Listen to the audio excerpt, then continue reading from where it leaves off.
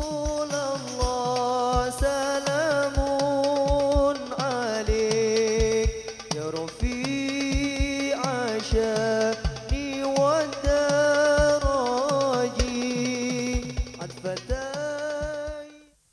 Assalamualaikum warahmatullahi wabarakatuh.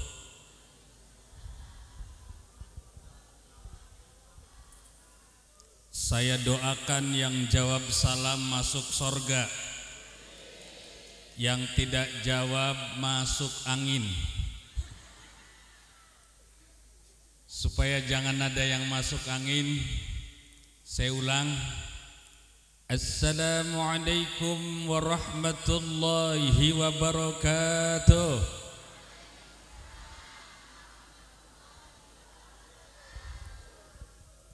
Alhamdulillahi rabbil alamin. Wassalatu wassalamu ala ashrafil anbiya'i wal mursalin wa ala alihi wa sahbihi ajma'ina amma ba'd. Qabaltuka biwassin qabul wa khatamtu ala famika bifakhmir rasul wa tudawi'uni bi aisim ma aqulu Allahu akbar. Yang sama-sama kita hormati aparatur pemerintah baik sipil maupun Polri, TNI, yang terhormat dan yang sama-sama kita muliakan, para alim ulama, para habaib, para kiai, para asatidz wal asatidahnya, tokoh masyarakat, para sesepuh bini sepuh, wabil khusus pada yang terhormat Al-Mukarram Bapak Kiai Haji Najmuddin, juga kepada yang terhormat Bapak Kiai Haji Mahrus Ali, Bapak Kiai Haji Misbah, dan yang lainnya yang tidak bisa saya sebut satu persatu, yang saya muliakan dan saya banggakan. Tidak ketinggalan hadirin wal hadirat yang saya muliakan. Alhamdulillah atas izin Allah Subhanahu wa ta'ala, pada kesempatan yang berbahagia ini kita bisa bermuajah, bisa bersilaturahmi, bisa kumpul di tempat yang penuh berkah ini. Mudah-mudahan pertemuan kita pada kali ini mendapatkan ridha dan berkah dari Allah Subhanahu wa ta'ala. Iringan salawat dan salam mari kita sanjungkan kehariban alam yang mulia baginda kita Muhammad ibn Abdillah sallallahu alaihi wa alihi wasallam, berikut para keluarganya dan para sahabatnya dan juga para pengikutnya ila yaumil qiyamah. Amin ya rabbal. Singkat saja, mengingat waktunya sudah menunjukkan jam 12 kurang 1 jam setengah. Mungkin saya ceramahnya enggak lama. Apa sih?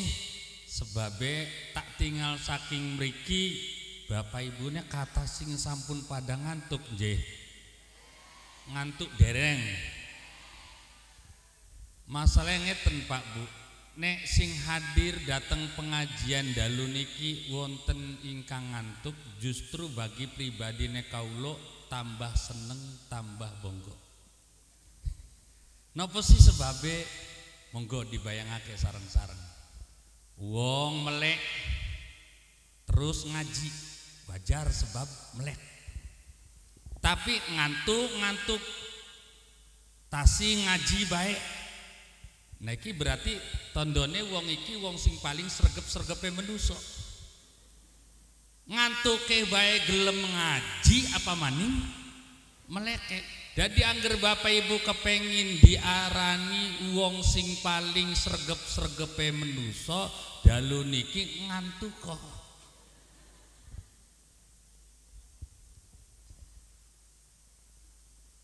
Pun kula ngantuk supados saged ningali endi sing melek, endi sing ngantuk.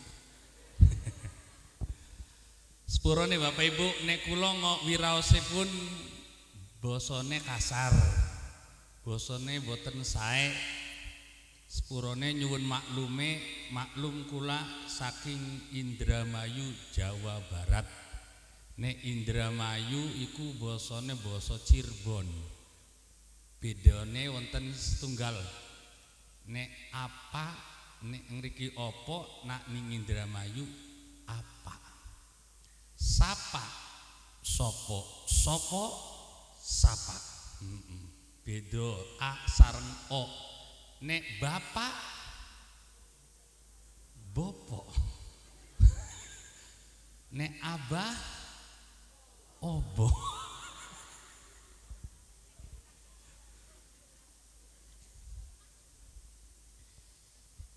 In this heavy day we are still bestowed physical and mental power by Allah.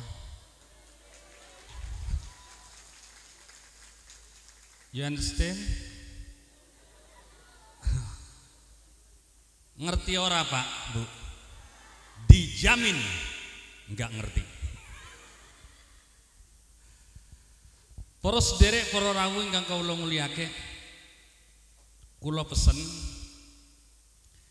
monggo kula lan sampeyan sedaya ingkang rawuh pada dalu niki sami-sami niat hadire kaula sedaya dateng puniki tempat semata-mata ibadah dumateng Allah Subhanahu. Napa sebabipun nek tiyang ngamalake napa mawon tapi beten-wenten niat semata-mata karena lillah, boten semata-mata niat karena Allah, maka amalanipun sia-sia para sederek. Tapi nek kaula sedaya ngamalake napa mawon atas dasar karena lillah, sebagaimana para masyayikh sering ngendika hudurul qalbi sukunul jawari. Kalau orang hati dan pikirannya hanya Allah yang diniatkan, kalau orang hanya hati dan pikirannya yang dituju sukunul jawari, maka seluruh anggota tubuhnya akan merasakan tentram dan nyaman insya hadirin wal hadirat hadani Allah wa iyyakum. Sapa sing ngomong Roma? Ono wae ya sing kenal ya so. Bapak Ibu, materi yang akan saya sampaikan pada pertemuan kali ini akan menerangkan tentang mutiaranya manusia. Saya mau tanya kepada Bapak Ibu sekalian,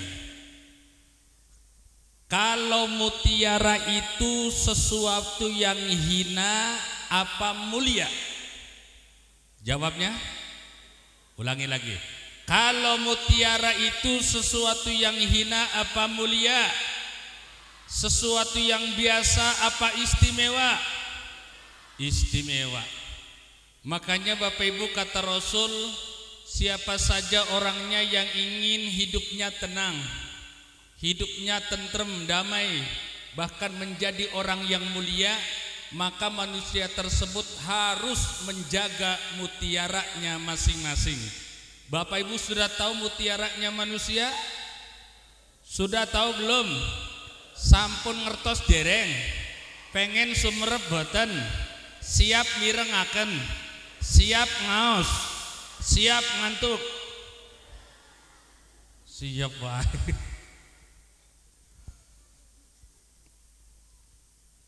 Kata Nabi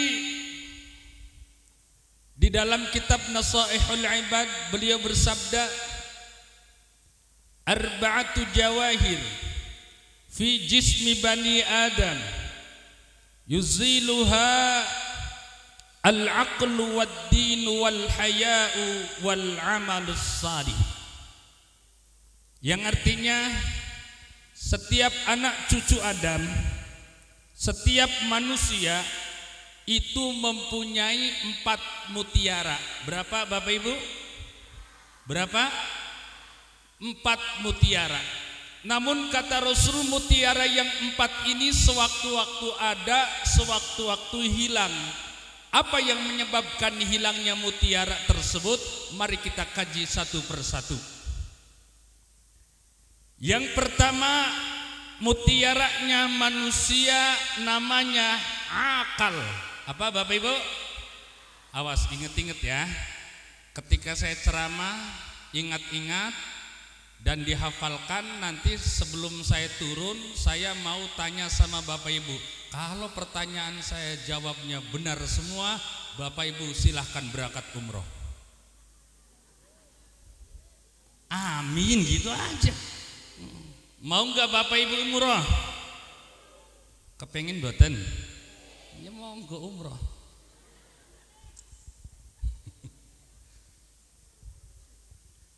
Terus derek, Allah Subhanahu wa ta'ala menciptakan makhluk itu beragam. Apa sih? Di mana Allah menciptakan makhluk, di situ Allah ngasih sama makhluk tersebut ngasih akal saja, tapi tidak dikasih hawa nafsu. Ulangi. Ada makhluk Allah yang dikasih akal saja, tapi tidak dikasih hawa nafsu. Menurut Bapak Ibu siapa? Bagus. Ini orang Kamlako.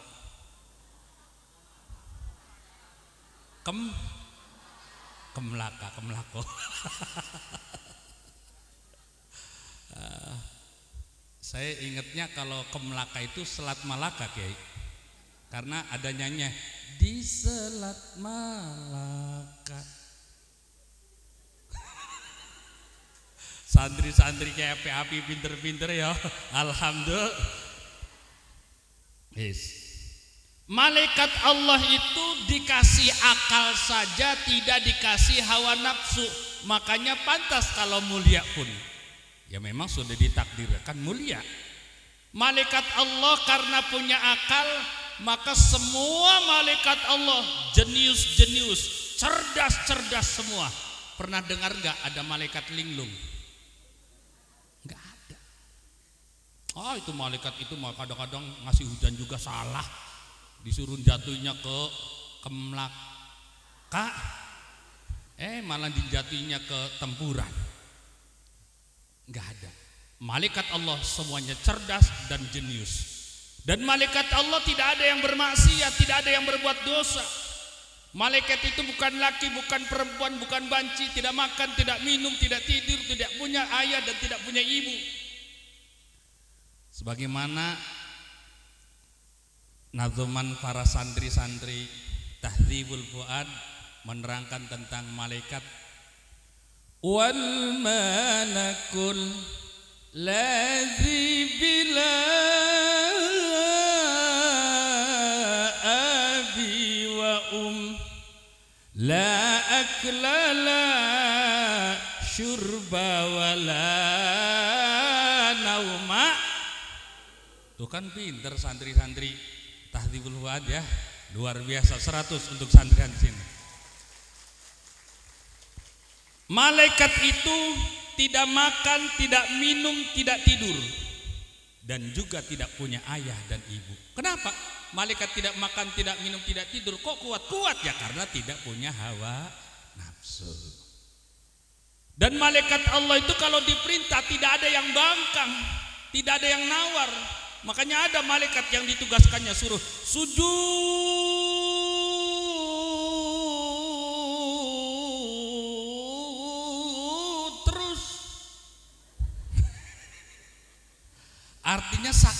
taatnya, tidak melanggar perintah Allah, jadi saking taatnya, suruh sujud terus.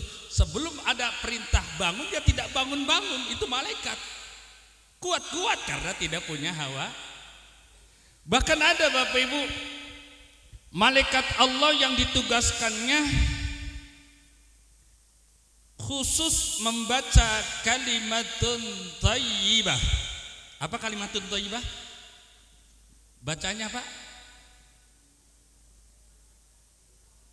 La ilaha illallah, itu kalimat thayyibah. Tapi baca kalimat thayyibahnya malaikat dengan manusia itu bedanya tipis. Loh kok beda segala? Iya ada beda. Beda dalam bacanya tidak. Bedanya begini. Kalau malaikat Allah ketika baca kalimat thayyibah karena tidak punya nafsu, mungkin biasa-biasa saja, lurus-lurus saja, lempeng-lempeng wae. Tapi kalau manusia ketika baca kalimat thayyibah banyak gayanya. Malaikat mah gak ada gaya-gayaan. Udah lurus-lurus aja. Mungkin malaikat kalau baca kalimat thayyibah mungkin namanya juga contoh. Mungkin malaikat kalau baca kalimat thayyibah begini. La ilaha illallah. Kan mungkin contoh. Ini kan contoh lempeng lurus. Tapi kalau manusia kalau baca kalimat thayyibah banyak gayanya, bahkan bisa ditebak lagi ngapain manusia itu, sedang apa manusia itu. Contoh, kalau ada manusia, kalau ada orang baca kalimat thayyibahnya seperti ini. La ilaha illallah, la ilaha illallah, la ilaha illallah, Muhammadur Rasulullah. Berarti lagi ngiring wong mati. Kan gayanya seperti itu. Ada lagi, kalau manusia baca kalimat thayyibahnya begini, bisa ditebak. Contoh, la ilaha illallah, la ilaha illallah. Berarti tahlilan sama orang miskin. Karena apa? Enggak ada amplopnya, enggak ada berkatnya, kuehnya juga sedikit. Jadi apa dumoni be. Sing penting mah oli berkat. Hemat energi. La ilaha illallah. La ilaha illallah. Ya ikut tahlilan wong larat. Tapi angger maca kalimat thayyibah koyong ini, la ilaha illallah. La ilaha illallah. La ilaha illallah. Berarti jelas tahlilan nang wong sugih. Sebabnya apa? Ono amplope berkatnya antem. Jadi semangat. Iku menuso. Ono maneh sing maca kalimat thayyibah ngene. La ilaha illallah, la ilaha illallah. Berarti bar salat fardu. Malaikat dengan manusia itu bedanya diantaranya seperti itu. Bahkan jangan salah Pak, ada malaikat yang khusus ditugaskannya suruh baca tasbih, tahmid, tahlil dan takbir. Kalau malaikat mah ya lempengan. Subhanallah walhamdulillah wa la ilaha illallah wallahu akbar. Betul?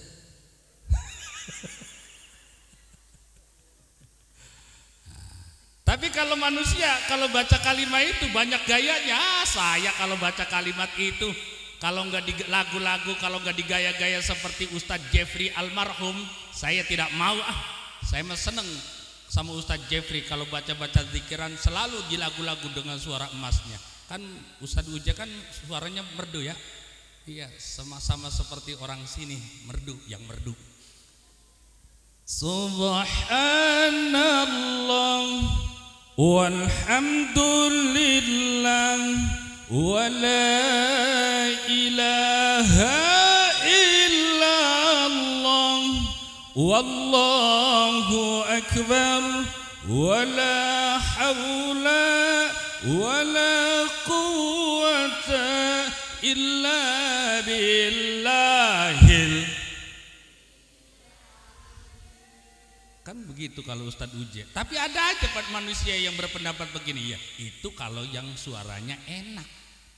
Itu kalau yang bisa ngimbangi Ustadz Uje.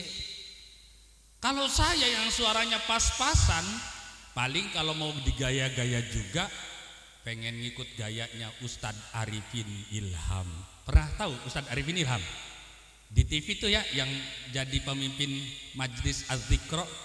Ustadz Arifin Ilham kalau ceramah, kalau ngomong kan suaranya serak-serak basah.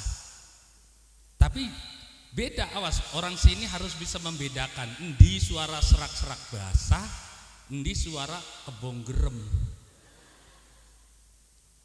Apa ada manusia yang suaranya kayak kebonggerem? Yaitu mah terlepas dari asli dan tidak, nggak tahu. Mungkin Bapak Ibu suka nonton film Tukang Bubur Naik Haji. Ya. Di situ ada mantan preman yang insyaf, musuhnya Haji Muhyiddin. Kalau ngomong suaranya kayak kebonggerem. Contohnya begini. Aduh, Mamun, saya kalau lihat Haji Muhyiddin maunya marah. Itu kalau suara-suara seperti itu dibawa adzan cepat merusak mic. Ya kalau adzan suara kayak gitu.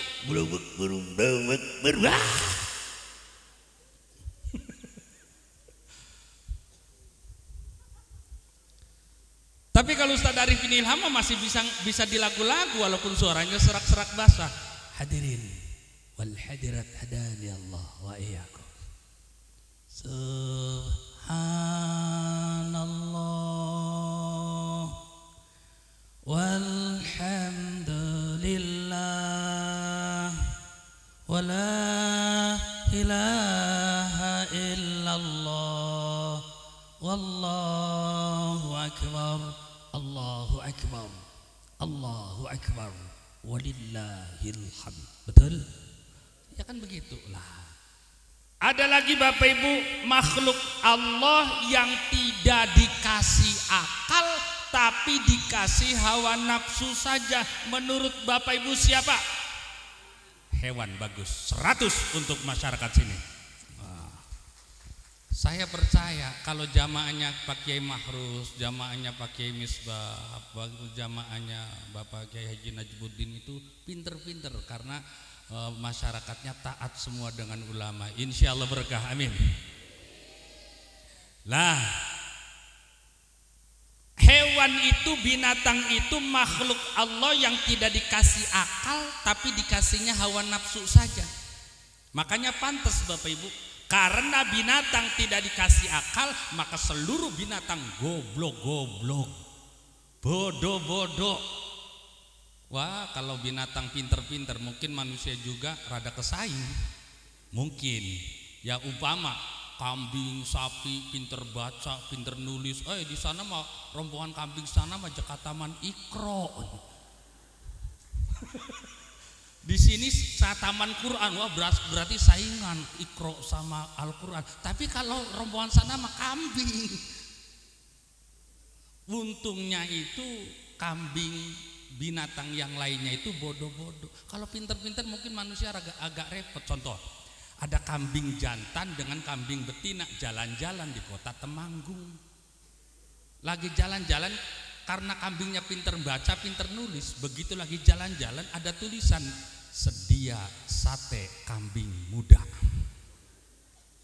Lah ini si kambing jantan, ladalah, pantesan anak saya hilang lagi hilang, tak taunya ada tukang sate. Kurang ngajar tukang sate membunuhi anak-anak saya. Kalau begitu tukang sate harus berhadapan dengan saya. Tukang sate lagi ngipit, diserduk dari belakang, jekek. Ini kan gara-gara apa? Gara-gara kambingnya pinter, untungnya goblok.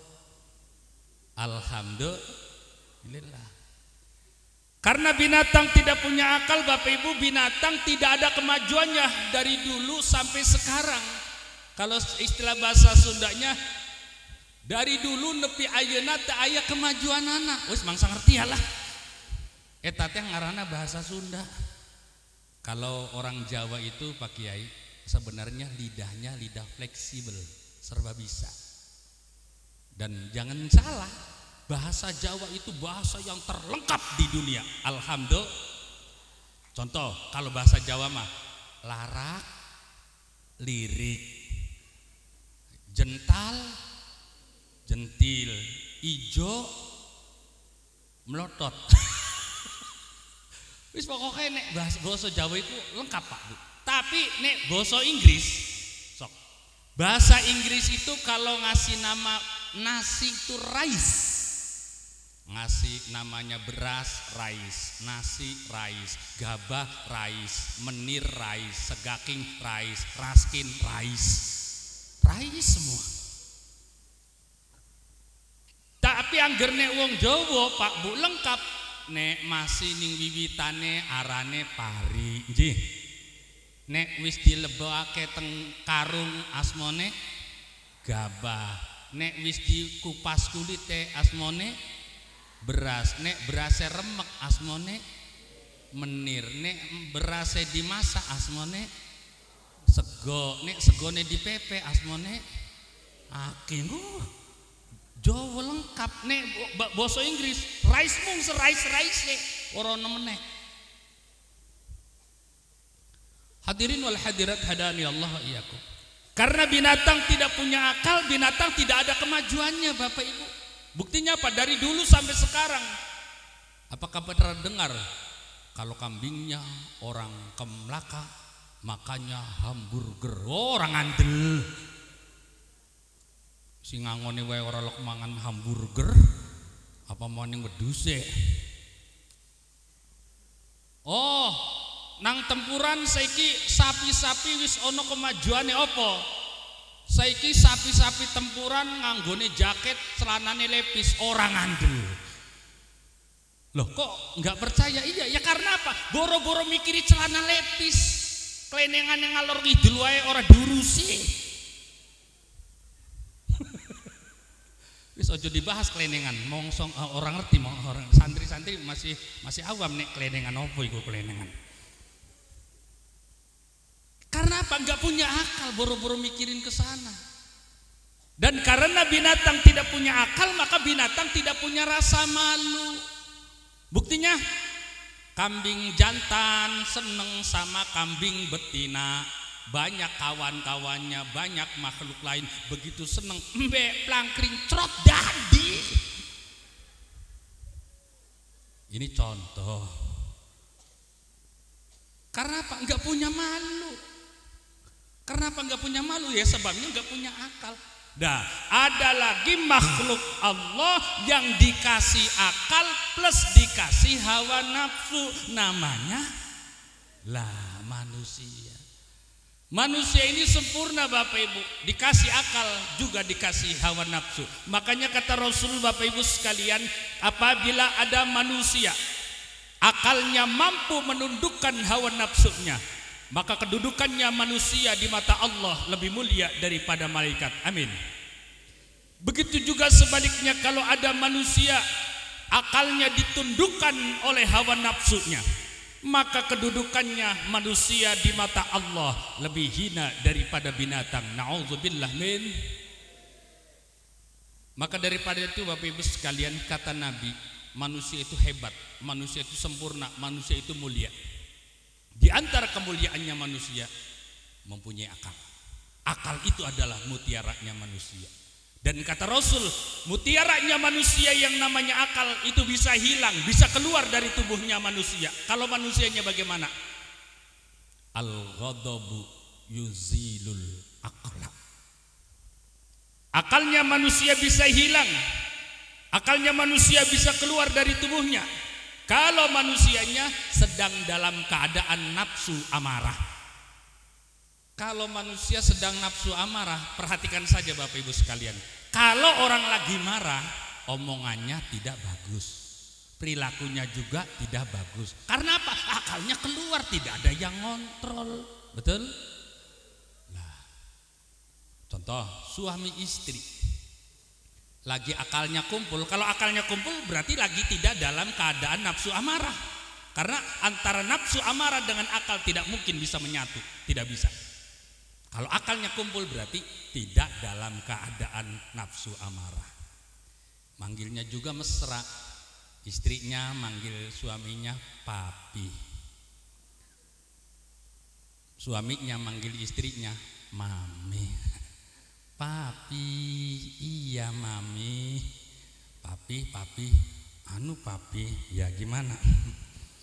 Maminya diajak sama kawan-kawan mami. Pagi-pagi ini mami mau diajak kemana? Mau diajak tandur. Ngerti ora tandur? Nanem padi, tahu nggak? Iya, itu bahasa Jawane tandur ya. Oh ya udah mami hati-hati. Oh ya mami, kalau mami pulang dari tandur, dari nanem padi, terus di rumah papi nggak ada, nanti mami jangan kaget ya. Loh, memang papinya mau kemana? Papinya mau berangkat becak.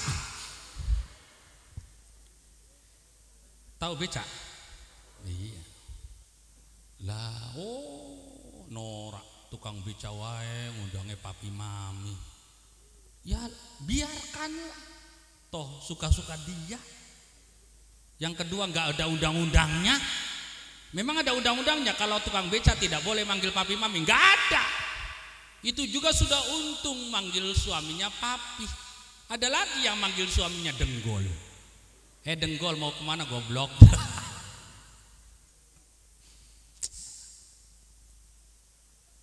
Hadirin wal hadirat hadani Allah wa iyyakum. Kalau lagi akalnya kumpul, ngomongnya enak, perilakunya bagus. Tapi kalau sudah nafsu amarah Bapak Ibu berubah 180 derajat.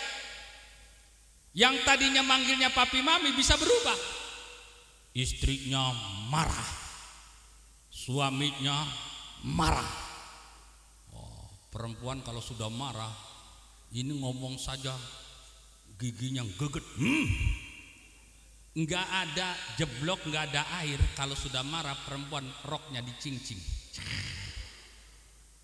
Arep apa iku? Bari matanya melotot, manggil si suaminya bukan papi. Darmo.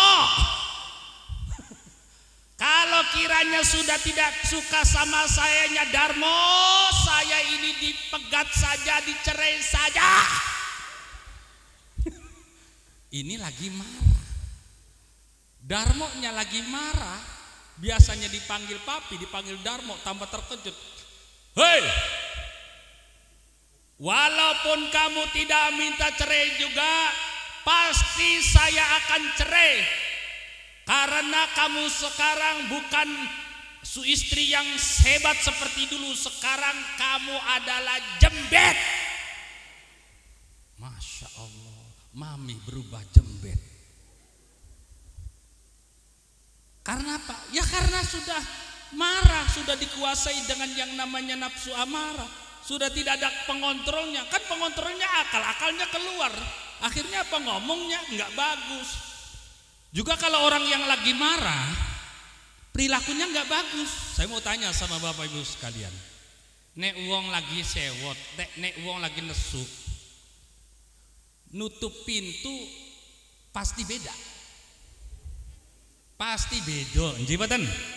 Nek boten lagi marah nutup pintu alon-alon. Grep. Pintu apa malih? Pintunya pintu kocok. Grep. Tapi nek lagi marah, wah, nutup pintu kadang-kadang mending masih ngangge tangan.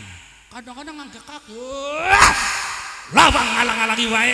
Ngalang-alangi sing bengen jentul nang kono. Sing biyen jentul nang kono ngalang-alangi piye? Lah persis. Mulane Pak Bu, nek wong lagi marah, lagi nesu iku persis kaya wong edan. Enci paleres. Ngomongnya bledak-bleduk kaya bledukan rentengan.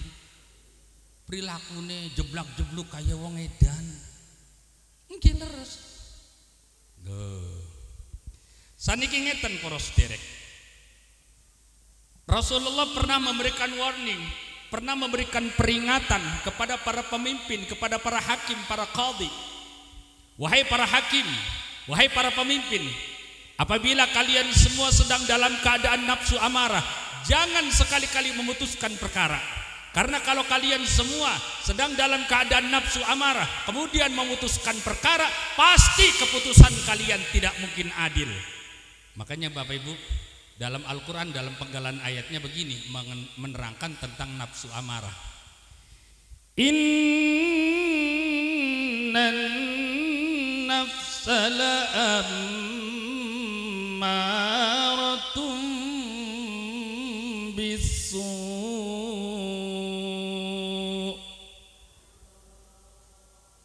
Kepenak ora Bu, Pak? Enak ora? Enak sampean kulo ngeden-ngeden. Nah sekarang pertanyaannya begini, bagaimana caranya supaya akal kita tidak keluar, supaya akal kita tidak hilang, tetap bersemayam di tubuh kita? Rasulullah ngasih solusi, Rasulullah ngasih jalan keluar.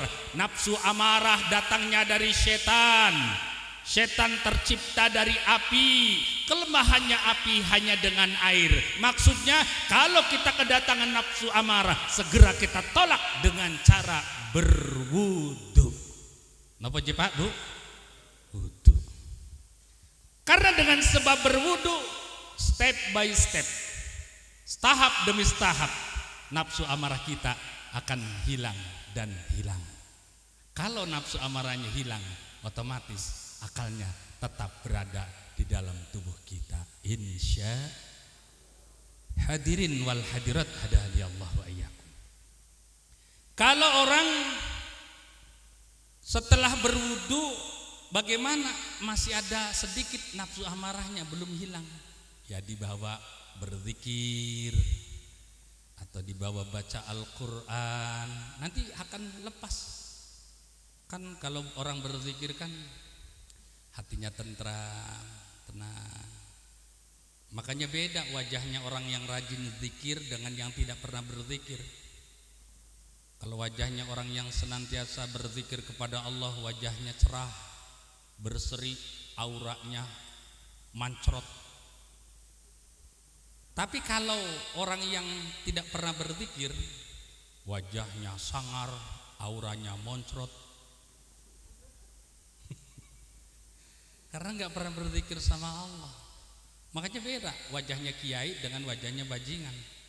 Kalau wajahnya kiai walaupun nggak punya duit cerah. Kalau wajahnya bajingan nggak punya duit marah-marah. Tapi kiai, Pak Kiai jenengan gada harta boten, alhamdulillah dereng wonten.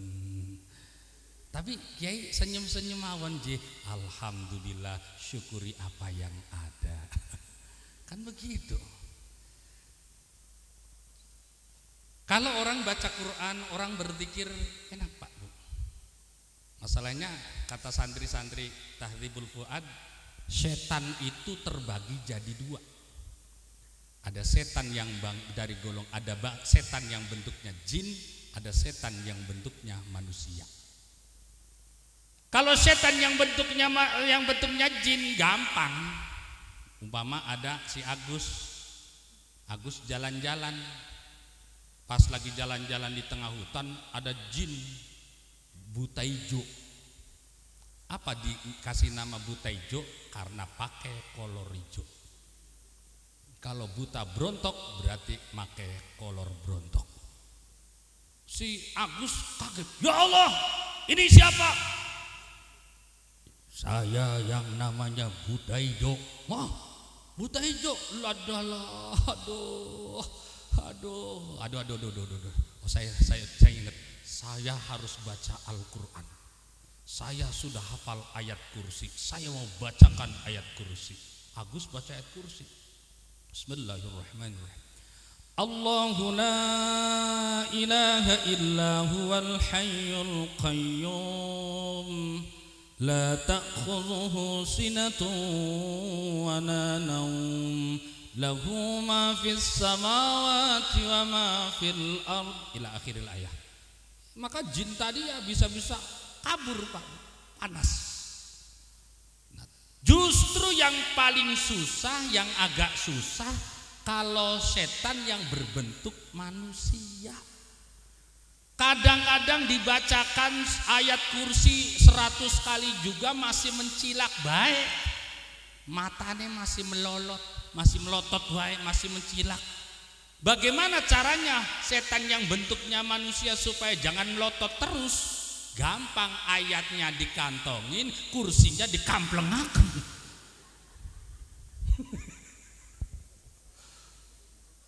Mari melotote paling kelenger semaput.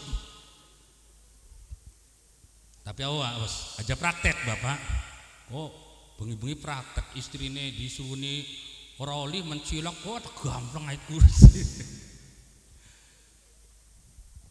Bapak Ibu yang saya muliakan, itu yang pertama. Yang kedua, mutiaranya manusia apalagi? Kata Nabi, mutiaranya manusia yang kedua namanya ad-din, agama. Agama ini kata Nabi bisa hilang kalau kitanya apa? Al-hasadu yuziluddin.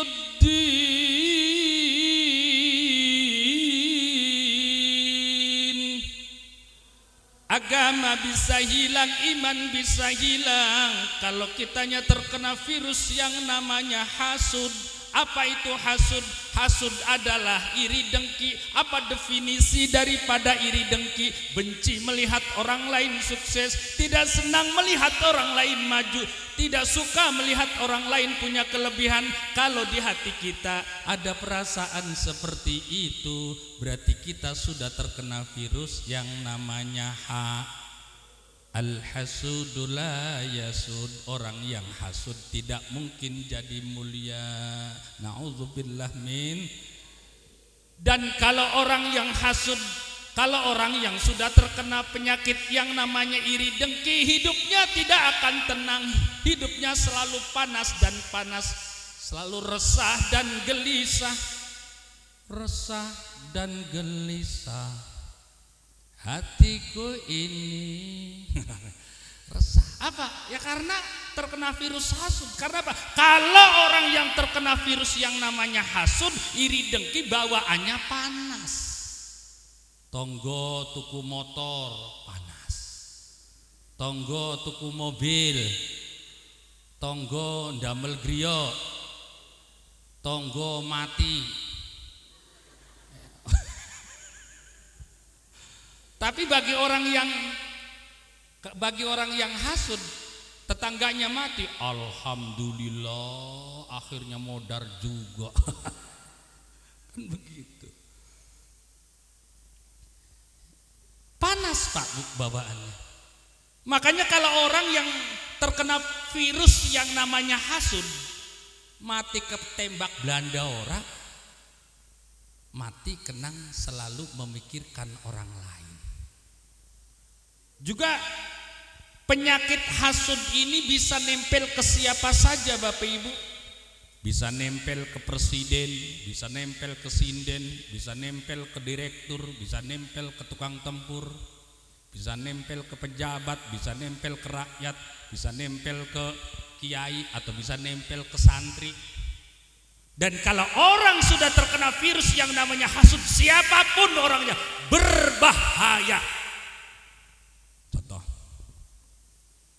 Contoh kula niki endah-endahane kiai ya, contoh.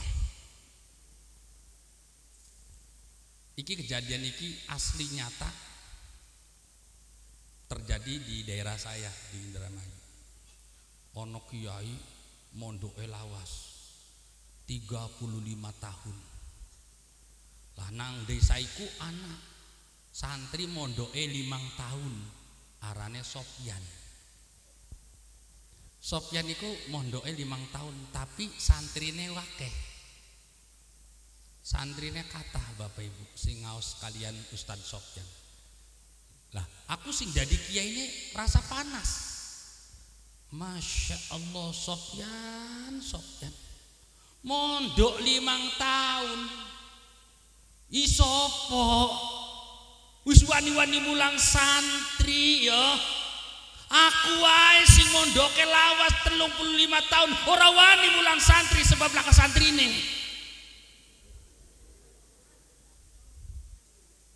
Yo. Jare kulone ngomongnya kaya ngono. Aku wae sing mondoke lawas, ora wani mulang santri sebab ora ana santrine. Aduh, akhirnya apa?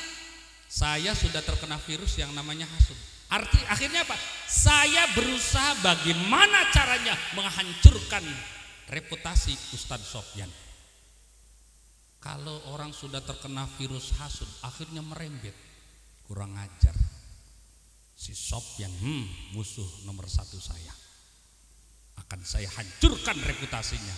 Akan saya cemarkan namanya supaya di mata masyarakat hina dan tidak diperhatikan oleh masyarakat. Begitu akhirnya. Sehingga apa? Karena hatinya sudah panas. Kalau orang sudah panas kan selalu ngomongnya begini, sakit hati yang kini kurasakan. Aduh, sakit hati, siapa yang nyakitin? Itu perasaan sendiri. Tapi ngomongnya disakiti oleh Ustadz Sofyan, padahal mah dirinya sendiri. Akhirnya apa? Setiap sore duduknya di pinggir jalan. Untuk apa? Untuk mencegat orang-orang yang mau ngaji ke Ustadz Sofyan. Akhirnya apa? Duduk di kursi si kiainya. Apa Pak? Iki contoh duduk-duduk ini. Lah, singkat kata ada ibu-ibu yang bawa anaknya lewat. Bu, Yayi, Rene Bu, Ji, sampean niku badhe pundi? Kaula yi badhe masrahaken putra kula teng Ustadz Sofyan. Bu, ngene ya. Ji ya pripun? Ustadz Sofyan iku mondoke 5 tahun, iso opo? Nek Ustadz Sofyan mulang santri iki mergo durung ana kemampuane. Kok bisa-bisa sesat? Anaknya sampean bagian dari teroris. Ya emang. Ya wis, ojo di dipasaraken Ustadz Sofyan. Dados pripun ya terserah sampean. Nek teng yai mawon pripun? Ya monggo nek kersa. Nduk. Ya, Bu. Saya itu nyontoin supaya jangan sama. Masa suaranya anak-anak sama seperti Bapak Kecot? Harus beda. Nduk. Ya, Bu. Kamu sekarang ngajinya sama kiai ini saja ya. Karena Ustadz Sofyan katanya Ustadz yang nantinya ngasih ajaran sesat. Gak mau Bu sama kiai ini sih. Kenapa sih Du? Kiainya galak. Kurang ajar. Panas. Mohon maaf anak saya gak mau ngaji sama jenengan. Wah wis rono. Dedi ngake ora trimo. Rono karo Ustadz Sofyan. Panas, enggak terima. Kan aneh ya. Padahal menggang rugikan. Gal sonten ngadang selalu mencegat orang-orang yang mau berangkat ke majelisnya Ustadz Sofyan.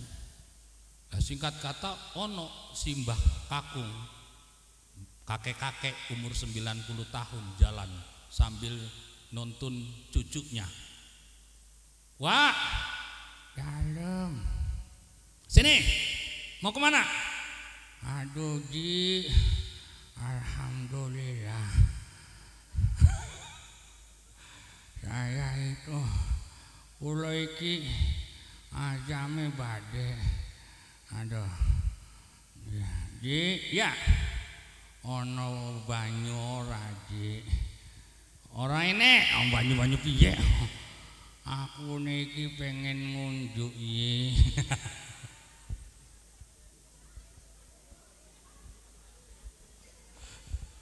Ora iki contoh wae.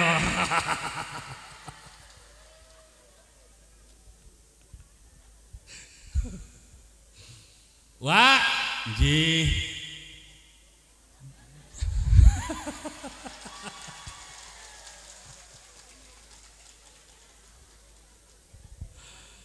Jenengan niku badhe pundi sonten-sonten badhe pundi?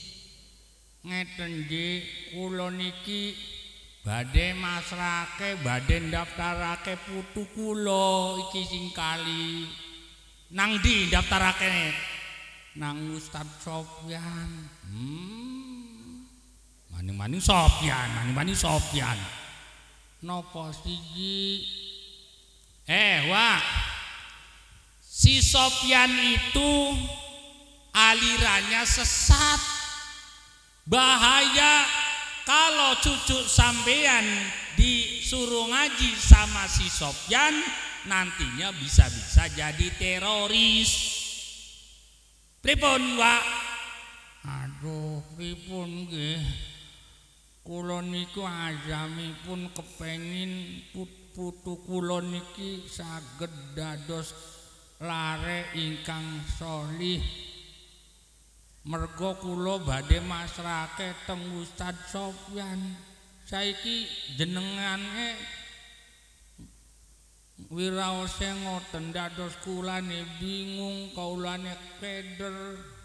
Wis saiki sampeyan jenengan putune ora usah boten usah dipondokake atau belajar sareng Ustaz Sofyan, mergo Ustaz Sofyan iku mondoke sedelo, mondoke boten lami.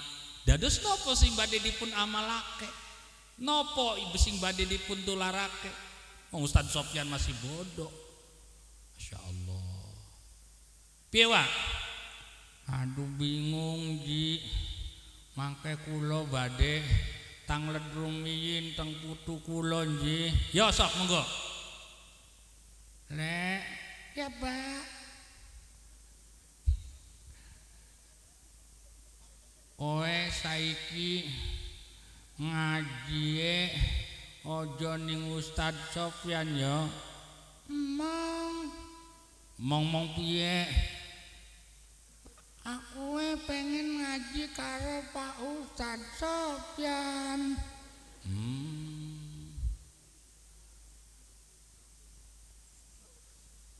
Ngaji saiki karo kiai-kiai wae ya. Emang apa sih? Galak. Oh. Ji pripun? Aduh Ji, keder Ji. Keder apa? Odingin kaula niku pengen wiraos teng jenengan panjang lebar. Ya. Tapi gorokane kula niku kering. Dados pengen ngunjuk riyin nggih. Monggo. Bismillahirrahmanirrahim.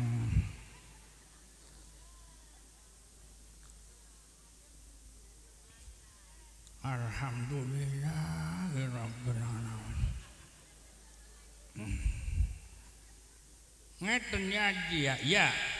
Sepurane sing kathah.